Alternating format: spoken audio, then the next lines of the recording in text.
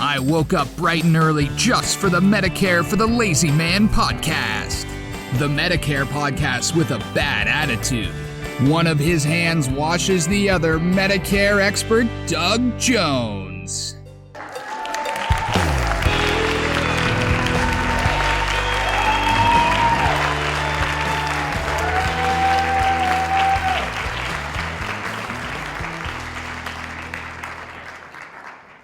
Well, hello, everybody. Welcome to another thrilling episode of the Medicare for the Lazy Man podcast.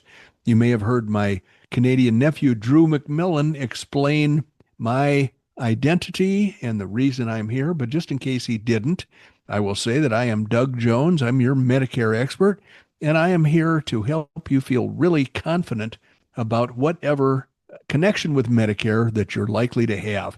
Typically, people will turn age 65 and they'll have to enroll in Medicare to accomplish health insurance protection that they had from, say, a private source when they were younger than 65. In addition, you may be covered by your employer's health insurance plan for years after turning 65 if you continue to work. But at some point, you may say, I've had it with this stinking job. I'm going to throw in the towel and leave the job and leave the employer health insurance plan. Well, this is the typical time that many people decide to enroll in Medicare to replace that health insurance they had from the employer. And I can help people with all of those transitions because I wrote a book that helps to explain what happens when one approaches Medicare as a potential participant. And that book is called Medicare for the Lazy Man. The current edition is 2025. So if you were to go to barnesandnoble.com or amazon.com to search for my book, you would type in the search window Medicare for the Lazy Man 2025, and you would find yourself staring at the current edition of the book. Now, if you go to Amazon, you're going to have several choices. You can purchase the paperback book for $11. You can purchase the Kindle version if you've got a Kindle ebook reader. They'll send it to you instantly, and that's going to be about $4.50. You can purchase the Audible version wherein someone else reads the book to you. And that is, I'm thinking that's around $6, but I'm just not sure. And finally, if you have a person that you'd like to commemorate with a gift on their birthday or, some memorable occasion that calls for a gift, the $25 hardcover version of Medicare for the Lazy Man is yours for the asking at Amazon.com. In any event, once you have acquired that book and once you have spent a little bit of time reading it, you'll have a very clear understanding of what needs to be done and when and why. Medicare will cease to be a mystery, and it will be a revelation to you that Medicare doesn't have to be all scary and confusing and complex, that it can actually be a very simple and easily understood procedure to not only understand it, but to enroll in Medicare so that you will have the best protection at the most reasonable cost. And you will accomplish that by learning many of the facts in the book, but then by contacting me and saying, I want you to act as my insurance agent to purchase the coverages that I'm going to need to round out my Medicare protection. And bing, bang, boom, you'll be done. You'll be a happy camper. I'll have acquired a new wonderful client, and all will be right with the world. So that's the plan. That's why we're here. And that I don't know why Randy Carson is here, though. Randy rarely tells me much. He keeps it close to the vest, and I'll sit here every episode and explain why I'm here, but I have no idea what he's doing here. Randy, what's your excuse for being here today? Well, I think the biggest one that I'm here for is that I have to give you various bits of technical information, like what is the temperature today in Cave Creek, Arizona? I'd like to know that because I'm 2,000 miles away, and I'm sure it's different here. It's 970 degrees. Ooh, boy. Well, nothing really new. I mean, it's summertime in Cave Creek. So that's what you expect to have. Actually, it's only 97, but some days it feels like 970. Well, the Uh, temperature here in Wayne, Illinois is 73 today, but the big difference is the high that we're going to have is only 77 degrees. oh, yeah, you're gonna think I'm lying, but I'd be out looking for a sweater at 77 degrees. Well, I'm not exactly I haven't acclimated yet because I'm still used to my beloved Arizona, but it's in Illinois. The thing that will make me feel less chilly than you might expect is the humidity. Yeah, You yeah, forget about that. absolutely.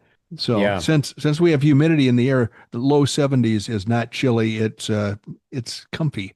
Well, I probably told you, they probably did this the same thing to you the first time you set foot in Arizona. You must promise as soon as you cross the state line to say, but it's a dry heat. Well, actually, the first couple of times I spent real considerable time, like 2 months at a time in Arizona, was when I was a little kid. And they'd pull Yeah, me out of school, and I would be living on a dude ranch where the Phoenician is now. And yeah.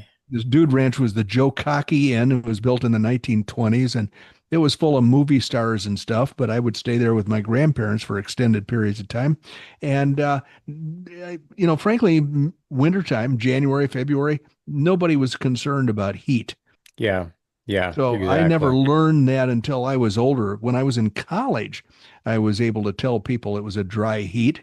But I'm kind of sorry I did because the population explosion has Yeah. brought a lot of people. It's not as much fun driving around Arizona as it used to be. No, no. Well, obviously, there's been a lot of growth, but when I moved out here, I mean, you probably know this probably better than I, but when I moved out here, in terms of where we bought the house we're at now, Hmm. there was literally nothing.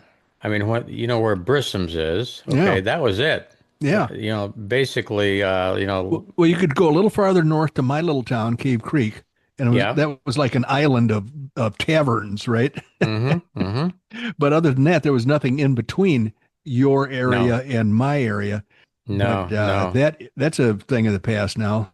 Certainly not the case now. As soon as No. Walmart moved in, and Uh, every all things like that, well, the nobody reason, we all need about 14 more Walmarts. While they're at it, why don't we get about 17 more Starbucks? the reason Walmart moved in was because when Lowe's moved in, which was several years before Walmart, uh, Cave Creek told Lowe's to go pound sand. Go away. We don't want you. So they built right across the line in Carefree.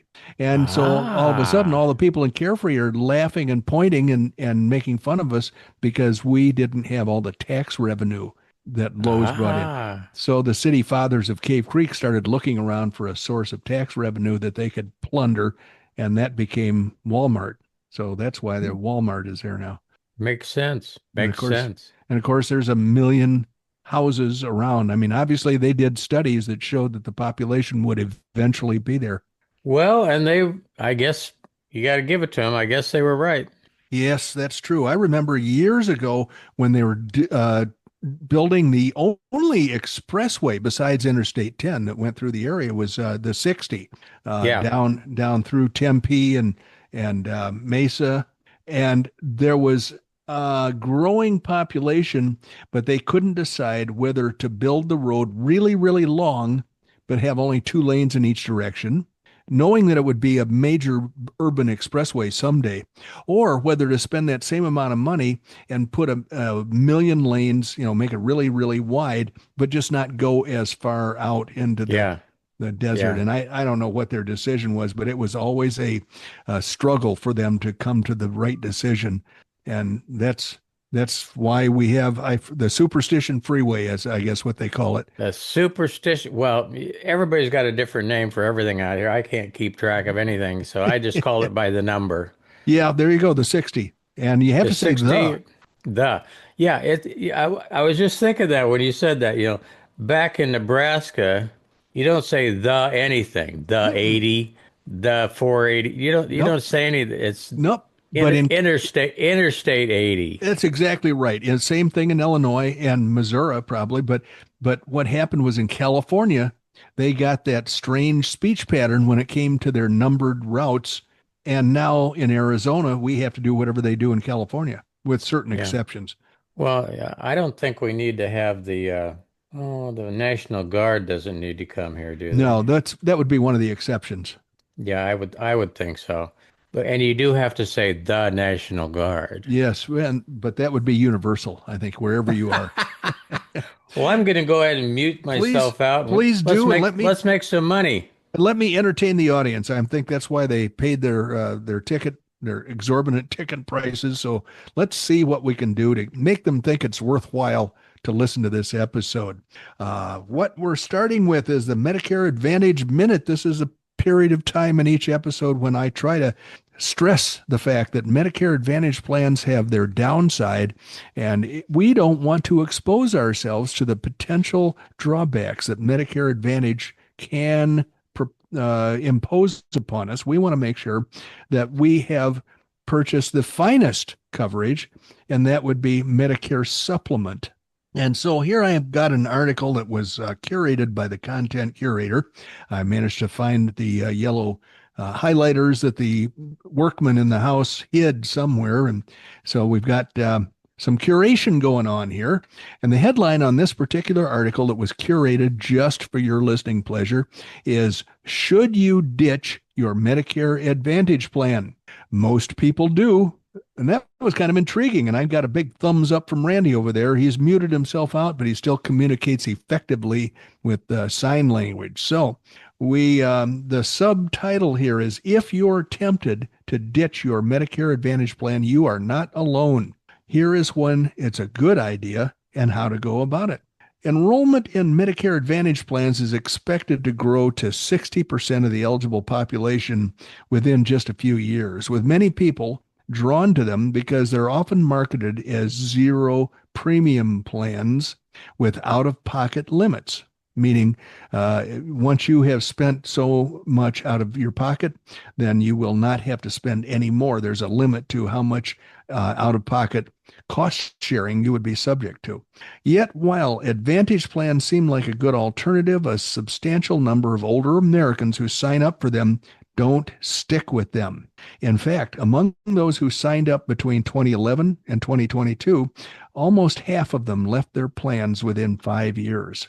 Recent research published in the journal Health Affairs helps demonstrate why so many are opting out of their Advantage plans during open enrollment, either by switching to a different Medicare Advantage plan or by returning to traditional Medicare instead.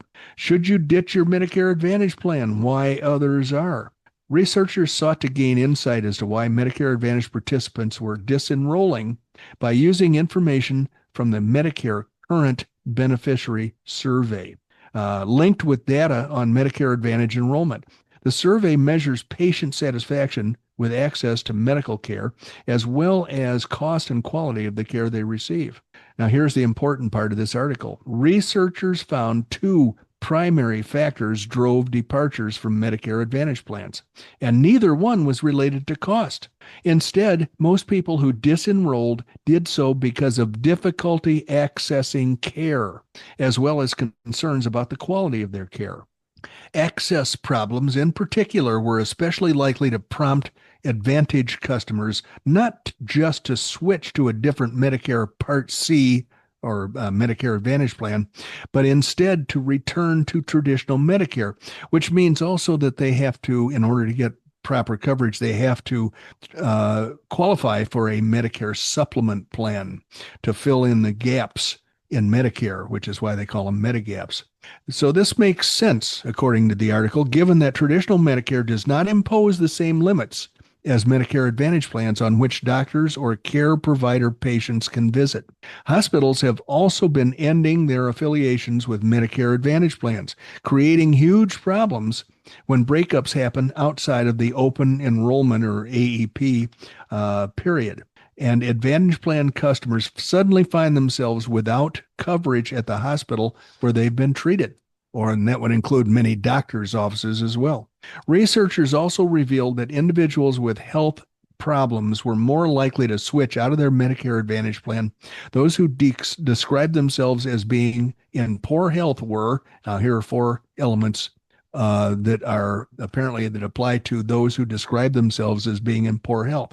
One, they're more than twice as likely as other Advantage members to express difficulty with getting care. Number two, they are more than 3 times as likely to be dissatisfied with the quality of the care they're getting. Number three, more than twice as likely to be unhappy with the cost of their care, even though they're in an Advantage plan that bills itself as a $0 premium plan. There are a lot of costs. If you get medical treatment, you're going to have to pay a substantial portion of those costs. Number four, these people were more than twice as likely to be dissatisfied with their specialist's care. This tendency to switch between Advantage plans or back to original Medicare could undermine the long-term effectiveness of these plans while also driving up the nation's cost to provide original Medicare. The study warned that Advantage plans will likely focus on the short-term healthcare needs of beneficiaries due to plan hopping. And the next segment is how you can find the right Medicare plan. Since concerns about care quality and accessibility were most likely the reasons for retirees to switch out of their Medicare Advantage plan, often back to traditional Medicare, it's clear that those are issues that older Americans should pay attention to when they start shopping for a Medicare Advantage plan. Those shopping for coverage should visit the Advantage Plan's website to find their searchable directory and determine if their preferred care providers accept that insurance plan. The Medicare Advantage open enrollment period is from January 1st to March 31st each year. Original Medicare's open enrollment period is from October 15th to December 7th each year. Those looking for a plan should also check the star ratings published on Medicare Plan Finder by the Centers for Medicare and Medicaid Services. The Health Affairs research revealed that enrollment in a plan with a low star rating was far more likely to result in dissatisfaction with the Medicare Advantage plan and to lead to disenrollment when given the opportunity, as shown in this accompanying illustration that they have. While imperfect, the star rating a plan receives is still signaling something important that our study tells us is definitely linked to the reason that people are switching. Online guides that provide insight into shopping for a Medicare Advantage plan can also be a helpful resource. So the upshot here of this whole thing is that people are going to be dissatisfied with Medicare Advantage to a great degree, and many of them will switch out of the Medicare Advantage plan that they have. The thing is, they can't always show the evidence of good health that will qualify them to have a Medicare supplement plan, and therefore that may be out of reach for them. So what my advice is don't take a chance on getting something, some medical condition that's going to preclude your ability to get a Medicare supplement plan. Start out from the beginning with original Medicare Parts A and B plus a Medicare supplement plan. Because once you've got a Medicare supplement plan, they can never take it away from you unless you don't pay your premium. It doesn't matter if you get super duper sick, if you have, an irritating personality. There could be many reasons that you could lose insurance coverage, but not with Medicare supplement. They cannot take it away from you unless you fail to pay the premium when it's due. And when you follow my suggestions as to what type of Medicare supplement plan, you're going to find that premium is not a financial burden whatsoever. But if you start with a Medicare Advantage plan and then you get sick, you've got a debilitating disease and you wish you had better treatment, you wish you had, the only thing you can do is go to another Medicare Advantage plan. You'll never, in most cases, ever be able to qualify for a Medicare supplement plan, which would offer the quality of coverage that you're seeking. So that is a word to the wise. Start out with Medicare supplement. Don't even consider Medicare Advantage, and you will be able to have Medicare supplement the rest of your life. The next segment we often do in our little podcast here is to delve into the list of all the stuff that Medicare can pay for if you have these medical problems or require these medical treatments. The name of the government publication is Your Medicare Benefits 2025. Today, we're in the L's, and we're going to see what lung cancer screenings, how would Medicare treat lung cancer screenings? These screenings check for early signs of lung cancer in adults who are at risk of getting the disease. Medicare covers lung cancer screenings with low-dose computed tomography, also known as CT scans, if you meet all of these conditions. First condition, you're between 50 and 77. Second condition, you don't have signs or symptoms of lung cancer. You're asymptomatic. The third condition, you're either a current smoker or you quit smoking within the last 15 years. And the next one is you have a tobacco smoking history of at least 20 pack years, which would be an average of 1 pack per day for 20 years. And the final element is you get an order from your doctor. And how often can you have a lung cancer screening? That would be once each year. What would the cost be? You pay nothing if your doctor accepts assignment. Things to know. Before your first lung cancer screening, you will need to schedule an appointment with your provider to discuss the benefits and the risks and to decide if the screening is right for you. If you'd like more information about lung cancer screenings, go to medicare.gov/lung-cancer-screenings. And that's going to take care of your Medicare benefits for today. Does Medicare cover shingles vaccine? Well, I don't know. Yeah, I guess it does. I've got a big, thick article here that indicates that Medicare covers the shingles vaccine, and it's so many pages. I thought, man, this is way too much information. It's going to take up more than the time we have left. I mean, those quarters are going to run out at some point, and then Randy's going to be all upset with me. So what I decided to do was just to hit the high points of the Medicare shingles vaccine report here. So the question that remains is, does Medicare cover the shingles vaccine? And the key takeaways are, and I always love it when an article has key takeaways, kind of synopsizes everything. So the first key takeaway is that shingles is a viral infection caused by the varicella-zoster. So the varicella-zoster virus, the same virus that is responsible for chickenpox.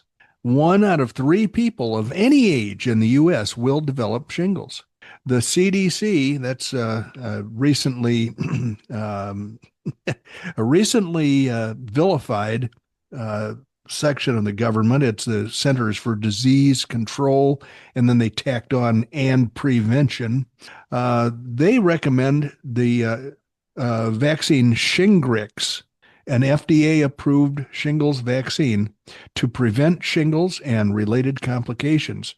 And finally, Medicare Part D, as in Delta, and Medicare Advantage plans cover the shingles vaccine with no out-of-pocket costs. So whether you have a Medicare Advantage plan or a Medicare supplement plan with a drug plan, a Part D drug plan, you can get the shingles vaccine free of charge.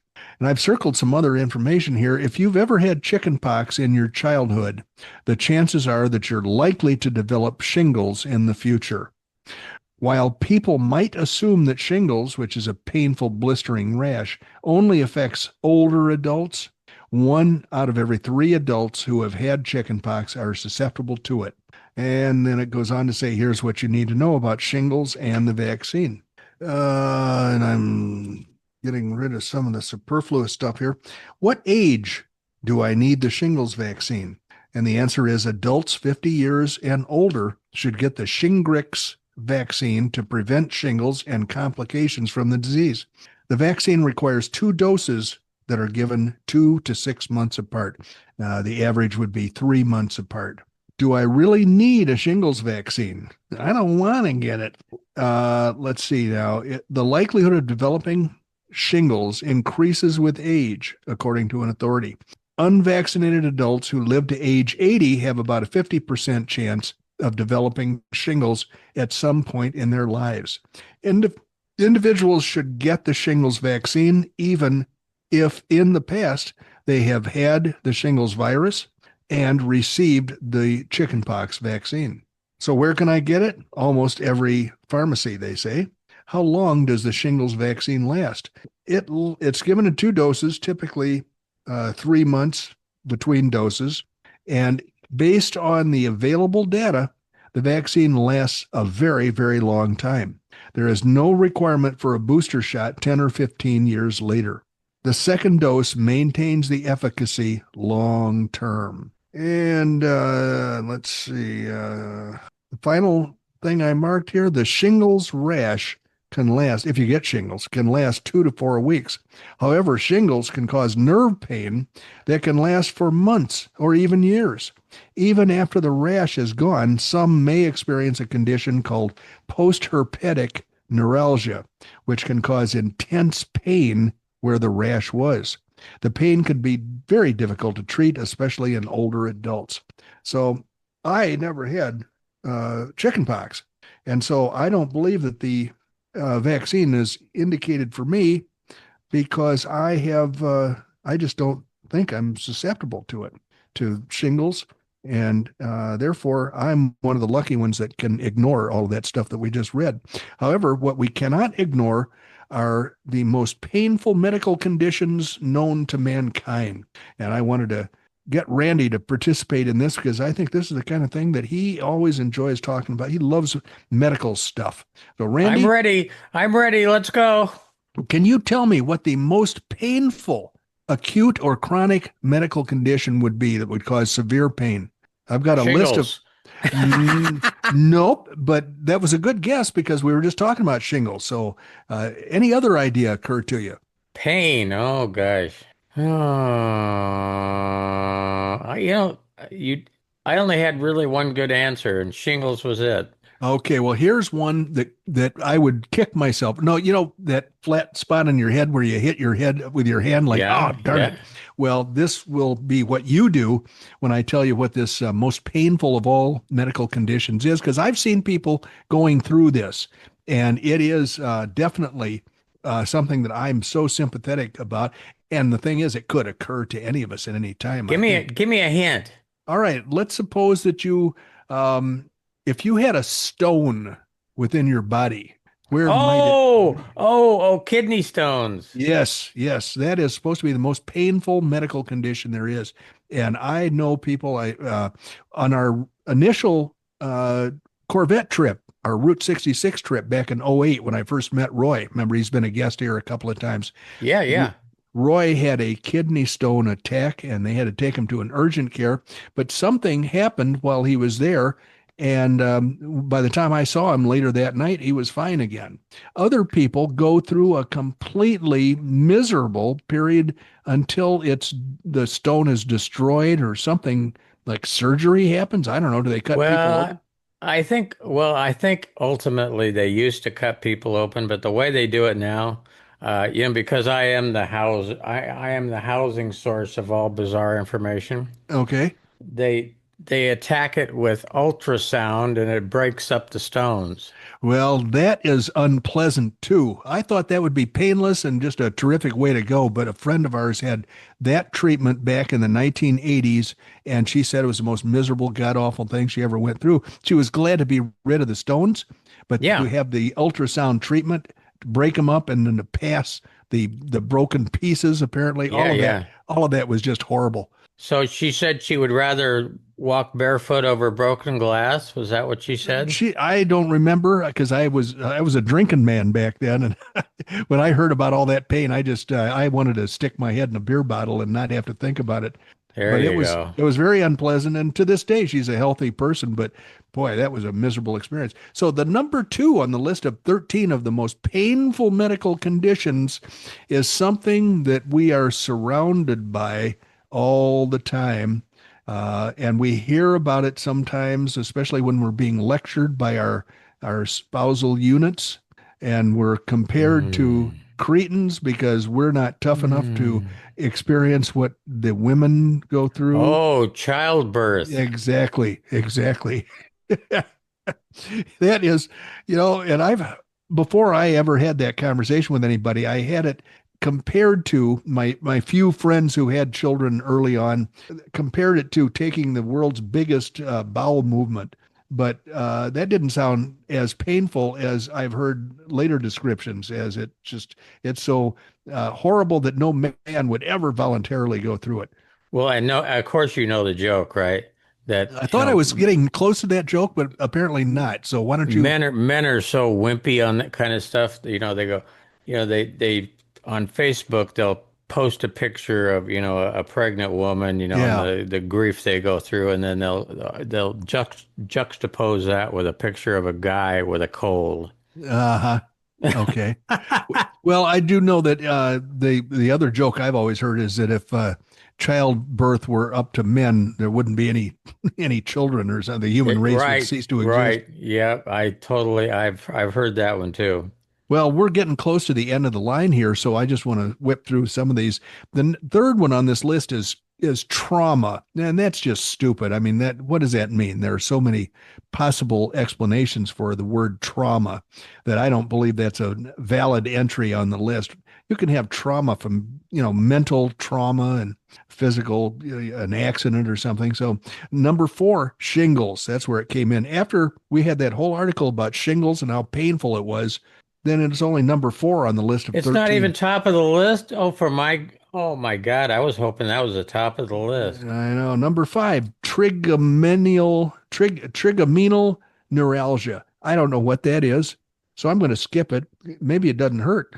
You don't But you don't like you want to stay away from trigonometry. That's what you want to do. oh, is that what it was? Okay. Well, Yeah. actually, I had some experimental math that was so much more painful than trigonometry would have been in high school anyway. Post-surgery pain and recovery. I did have post-surgery pain. I had my thyroid taken out. Wow.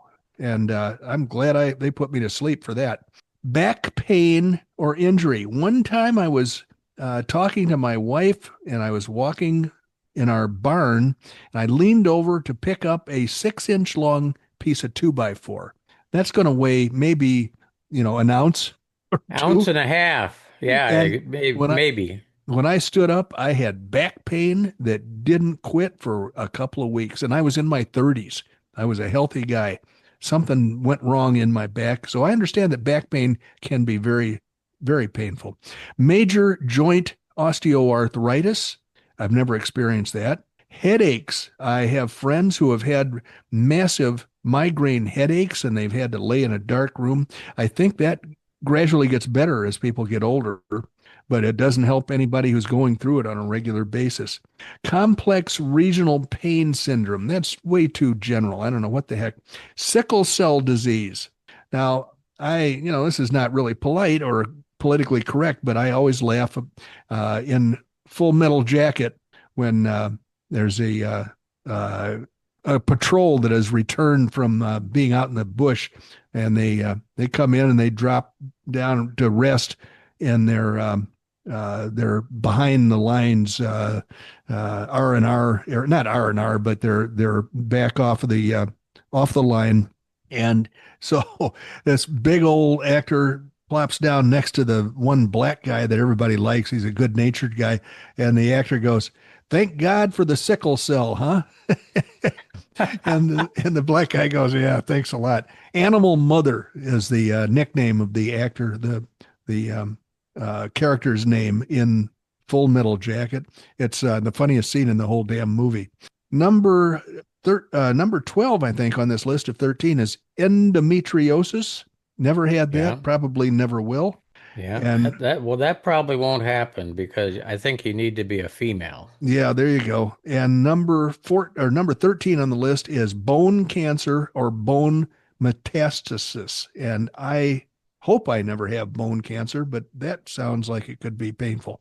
I got But one more thing to add. Now, this isn't a disease, but I've got one more thing to add to your list of the most painful things in the world. all right, I'm going to put number 14 and I'm going to write it down. Tell me what it is. Getting stuck. Now, you have to be in Africa to do this, but Oh, getting stung okay.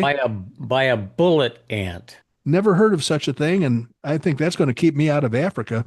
The reason they call them bullet ants is because it feels like you just got shot. No kidding.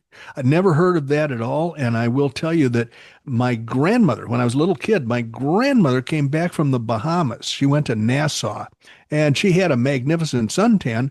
She also had a big giant boil on her leg. And I Ouch. said, where did that come from? And apparently it was like a dragonfly that stung her. Now, I'm going to stay away from Nassau. I've never had any desire to go to Nassau either. I love the sun, I love the ocean, but I don't love getting a boil on my body from an insect bite. Well, stay away from the bullet ants too. I will. That's going to be right up there on my list with everything else that I don't like. So I think you ought to just, frankly, just save all of us from any further discussion of pain and painful conditions. Pain and okay, so well, obviously, I should probably mention that we need to land the plane, and we're going to come in on 36 right. So please put your table into an upright and locked position and return everything that you removed from the overhead to the overhead and be careful when you open the door because things may have shifted in flight. But after you get done with all of that, grab your pencil. You should write down this email address because it could be very, very important to you. I know it has been to others. dbj@mlmmailbag.com. That's how you can reach out to Doug and ask a question or make a comment or, what have you. Doug is licensed in every state of the union to help you with your Medicare supplement planning. Check us out at the website, MedicareForTheLazyMan.com. We would appreciate a review here and there, in your wanderings through the internet. And ultimately, the last but not least is thank you for joining us today. We always enjoy having you. We love to have you because without you guys, it's a really kind of a boring thing to do is sit here and talk to ourselves. Now, Doug, once in a great while, he'll catch me talking to myself anyway. But so ultimately, what you've done is you've spent about 32 and a half minutes with Doug Jones, the insurance guy from Oklahoma originally. Not now. He lives most of the time in Cave Creek, Arizona, up in the Nosebleed Mountains behind Cave Creek. But now he's in the low down area of Illinois, 700 and I believe, 62 feet above water? Sure, that's close enough. That's close enough. And I will tell you that we might be talking to ourselves now. We don't really have an audience that we can see. So we're just taking it on faith that everybody is out there enjoying themselves. And I'm hoping that all of you people who enjoyed yourself will come back and join us again for our next episode. Bye-bye.